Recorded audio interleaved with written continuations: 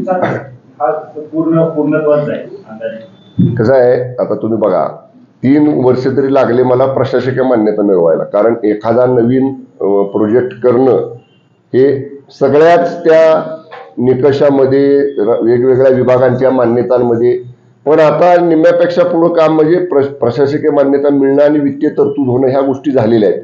आता त्याचा प्लॅन तयार करणं, प्रत्यक्ष ते कसं असावं, त्याच्यामुळं 2-3 प्लॅन आम्ही गव्हर्नमेंटच्या आर्किटेक्टना करायला सांगू, एखाद्या प्रायव्हेट आर्किटेक्टला बोलवून करायला सांगू, आणि ते तिन्ही प्लॅन मी बघितल्यानंतर अंतिम करायला CM साहेबांच्या आणि DCM साहेबांच्या समोर आम्ही ठेवू.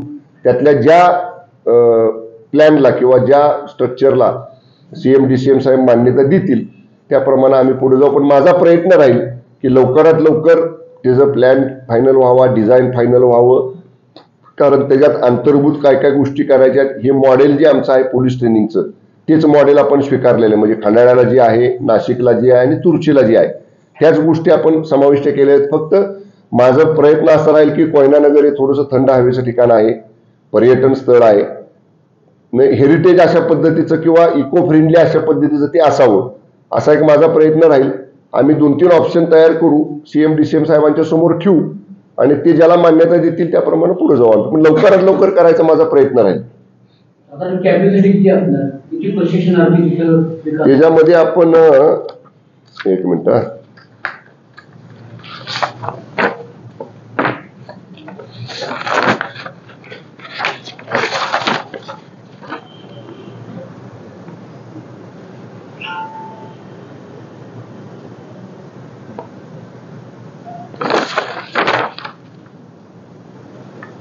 10 आठवड्यांचा एक प्रशिक्षणाचा कालावधी आहे.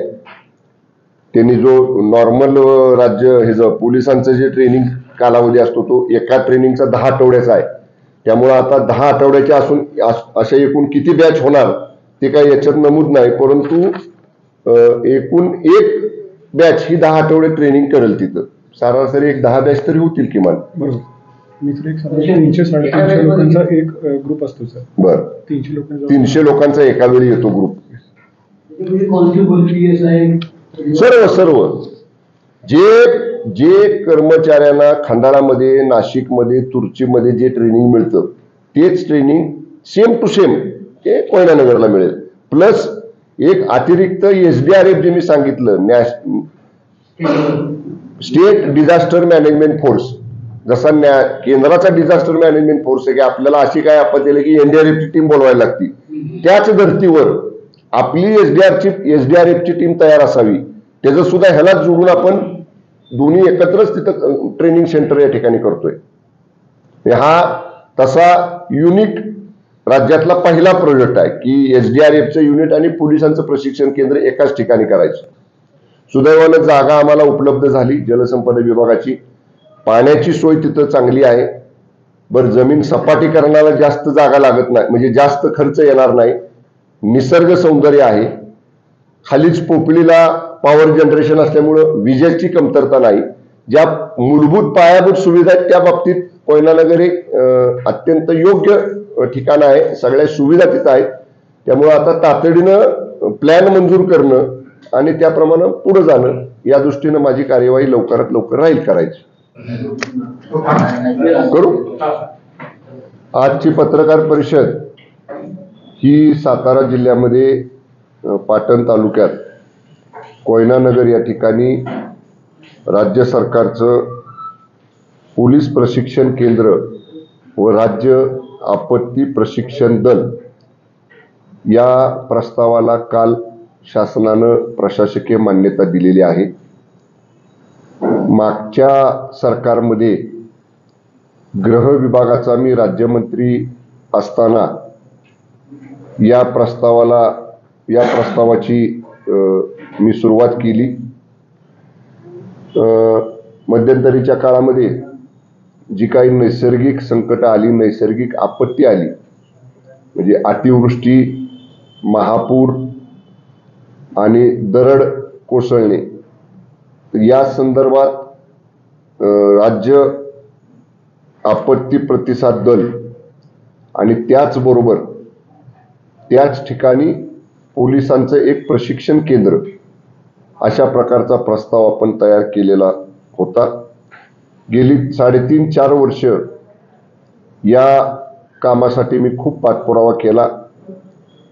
मध्यंतरी माननीय मुख्यमंत्री एकनाथजी शिंदे साहेब जेव्हा महाबळेश्वर आणि तापोळा दौऱ्यावरती आलेले होते, तेव्हा या बाबतीतली एक बैठक माननीय मुख्यमंत्री महोदयांनी घेतली होती. त्याप्रमाणे या प्रस्तावाला गती देण्याचं निर्देश त्या बैठकीमध्ये माननीय CM साहेबांनी दिले. त्यानंतर एक बैठक वित्त विभाग, गृह विभाग यांची, महसूल विभाग यांची संयुक्त बैठक एक 4 ते 5 महिन्यापूर्वी पुन्हा एकदा मंत्रालयामध्ये माननीय मुख्यमंत्री महोदयांच्याकडे झाली. आणि एकूण हा जो 271 कोटी 41 लाख रुपयाचा जो प्रस्ताव होता, ज्याच्यामध्ये मनुष्यबळ आणि वेतनावरील खर्च हा 15 कोटी, साधन सामुग्रीवरील खर्च 8 कोटी, वाहनांवरील खर्च 4 कोटी, कार्यालयीन खर्च 10 कोटी आणि प्रशासकीय व इतर सर्व बांधकामांवरचा खर्च 233 कोटी, असा 271 कोटी रुपयांच्या प्रस्तावाला काल गृह विभागाने, विशेषतः माननीय उपमुख्यमंत्री आणि गृहमंत्री फडणवीस साहेबांनी मान्यता दिली. काल त्या प्रकारचा आदेश GR या ठिकाणी निघालेला आहे. माझा प्रयत्न राहील की हे काम महाराष्ट्र गृहनिर्माण, पोलीस गृहनिर्माण मंडळ जे आहे, पोलीस हाऊसिंग, की ज्यांच्या माध्यमातून मल्हारपेठ तालुका पाटणला एक मोठं पोलीस संकुल आम्ही तयार केलेलं आहे, त्यांच्याकडनंच हे काम व्हावं.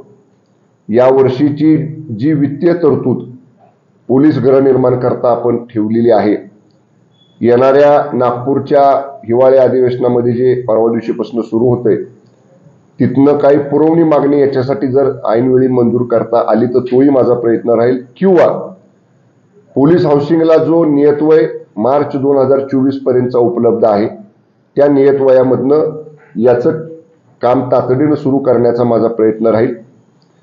यामुळं कोकणाला आणि पश्चिम महाराष्ट्राला दोन्हीही भौगोलिक विभागांना या प्रशिक्षण केंद्राचाही आणि SDRF, जसं NDRF केंद्राचं आहे तसं SDRF आपण त्याचं सेंटर या ठिकाणी करतोय, त्याचा फायदा होणार आहे. दुर्दैवानं सातारा, सांगली, कोल्हापूर या विभागात काही अतिवृष्टी, महापूर, दरड पडण्याच्या घटना घडल्या किंवा दुर्दैवानं खाली कोकणामध्ये घडल्या. तर कोयना नगर हे असं मध्यवर्ती ठिकाण आहे की जिकडून घाटाच्या वरती सुद्धा तासा-दीड तासात पोहोचता येते आणि घाटाच्या खाली सुद्धा कोकणामध्ये जायला तासा-दीड तासामध्ये आपल्याला जाता येते. याच्याकरताची एकूण 38.93 म्हणजे जवळपास 39 हेक्टर क्षेत्र हे महसूल विभागाच्या ताब्यात, ही जलसंपदा विभागाची जागा होती. ती जागा हस्तांतरित करण्यासाठी सुद्धा मी प्रयत्न करत होतो. माननीय फडणवीस साहेबांनी, विशेषतः जलसंपदा विभाग त्यांच्याकडे असल्यामुळं माननीय फडणवीस साहेबांनी याच्यामध्ये विशेष बाब म्हणून ही जागा महसूल विभागाकडे या केंद्रासाठी हस्तांतर करण्याची सुद्धा मान्यता दिली आणि जागा महसूल विभागाच्या ताब्यात आलेली आहे. आता जागा आलेली आहे ताब्यात, प्रशासकीय मान्यता काल झालेली आहे. या केंद्राचं प्रत्यक्ष बांधकाम, माझी इच्छा आहे, माझी मनापासून इच्छा आहे की याचं भूमिपूजन माननीय एकनाथजी शिंदे साहेब, माननीय फडणवीस साहेब आणि माननीय दादा अजितदादा या तिघांच्याही उपस्थितीत, या तिघांच्या हस्ते व्हावं यासाठी माझा प्रयत्न आहे. एकदा ही जी टेंडर वगैरे निघाली की ते काम केलं जाईल. हे खूप मोठं काम या माध्यमातून सातारा जिल्ह्यामध्ये होत आहे. कारण गेली अनेक वर्ष एक सातारा मेडिकल कॉलेज, वैद्यकीय महाविद्यालय जर सोडलं तर मोठा कुठलाच प्रकल्प राज्य सरकारचा जिल्ह्यामध्ये आलेला नव्हता. मी गृहराज्यमंत्री असल्यापासून याच्यासाठी प्रयत्न करत होतो आणि काल त्याला अंतिम स्वरूप मिळालेलं आहे. परत एकदा जिल्ह्याचा पालकमंत्री म्हणून आणि ज्या तालुक्यामध्ये हे केंद्र होतंय त्या मतदारसंघाचा आमदार म्हणून माननीय शिंदे साहेबांचं, माननीय फडणवीस साहेबांचं, माननीय अजितदादांचं आणि ज्या ज्या माननीय मंत्री महोदयांनी किंवा संपूर्णच मंत्रिमंडळातल्या आमच्या सर्व सहकार्यांनी याच्यासाठी सहकार्य केलं त्या सगळ्यांचं मी मनापासून आभार मानतो. एक चांगला प्रकल्प, एक चांगला प्रोजेक्ट जिल्ह्यामध्ये या निमित्तानं मंजूर झालेला आहे. याला जोडूनच एक छोटंसं सांगणं आहे की जसं हे पोलिसांचं प्रशिक्षण केंद्र आपण करतोय, राज्य सरकारमध्ये राज्य उत्पादन शुल्क सुद्धा एक युनिफॉर्म फोर्स आहे की ज्या राज्य उत्पादन शुल्क विभागामध्ये जवळजवळ सगळं स्ट्रक्चर डिपार्टमेंटचं हे गृह विभागासारखंच आहे. आमच्याकडे सुद्धा आयुक्त आहेत, आमच्याकडे सुद्धा सहआयुक्त आहेत, आमच्याकडे सुद्धा उपायुक्त आहेत, आमच्याकडे सुद्धा जिल्हा अधीक्षक आहेत आमच्या खात्याचे. परंतु आमचं एक्साईजचे अधिकारी कर्मचारी हे प्रशिक्षणासाठी निवड झाल्यानंतर किंवा रुटीनच्या प्रशिक्षणासाठी हे आम्हाला खंडाळा पोलीस ट्रेनिंग इन्स्टिट्यूटला पोलिसांच्या किंवा नाशिकच्या पोलीस ट्रेनिंग सेंटरला आम्हाला त्यांना प्रशिक्षणासाठी पाठवावं लागतं. माझ्याकडं राज्य उत्पादन शुल्क विभाग आल्यानंतर मी माननीय मुख्यमंत्र्यांसमोर हा विषय मांडला की जवळपास 25,000 कोटी रुपयाचा महसूल हे राज्य सरकारच्या तिजोरीमध्ये आमचं खातं जमा करत असतं. परंतु आमच्या विभागातला एक स्वतंत्र प्रशिक्षण केंद्र असावं. जसं खंडाळ्याला पोलीस ट्रेनिंग सेंटर आहे, नाशिकला पोलीस ट्रेनिंग सेंटर आहे, माननीय R.R. पाटील साहेबांनी सांगली जिल्ह्यातल्या तुर्चीला एक पोलीस ट्रेनिंग सेंटर केलं, तसं आमच्या एक्साईज विभागाचं राज्यातलं पहिलं पोलीस ट्रेनिंग सेंटर हे सातारा जिल्ह्यात व्हावं याच्यासाठी माननीय मुख्यमंत्री महोदयांची मी चर्चा केली. त्यांनी मला तत्वता मान्यता दिली की तुम्ही जागा वगैरे उपलब्ध होत असेल, तुमच्या विभागाकडं निधी असेल तर करायला हरकत नाही. माझ्या विभागाचा प्रस्ताव मी तयार केलेला आहे. माझ्या विभागानं त्याला अंतिम स्वरूप देण्याची प्रक्रिया सुरू आहे. जागा सुद्धा बघायचं काम आम्ही केलं. 3-4 जागा आम्ही बघितल्या, परंतु त्यातली एक जागा परवा दिवशीच मी बघून आलो. पाटण तालुक्यामध्ये वाटोळे नावाचं गाव आहे, जे नवीन महाबळेश्वर पूर्वी प्रस्तावित होतं त्या परिसरातलं ते गाव आहे. त्या ठिकाणी राज्य सरकारची जागा आहे. ती जागा आमच्या विभागाचे उपायुक्त आले होते, जे बांधकाम वगैरे बघतात, त्यांनी सुद्धा ती जागा योग्य आहे असं सांगितलेलं आहे. माझा तो जागा मिळवण्याचा प्रस्ताव करायचं काम सुरू आहे. पण जसं हे केंद्र मी पोलिसांचं प्रशिक्षण केंद्र आणि SDRFचं युनिट आणलं, तसं राज्यातलं पहिलं राज्य उत्पादन शुल्क विभागाचं सुद्धा प्रशिक्षण केंद्र हे सातारा जिल्ह्यात आणण्याचा माझा प्रयत्न आहे. एवढंच होता आजचा विषय.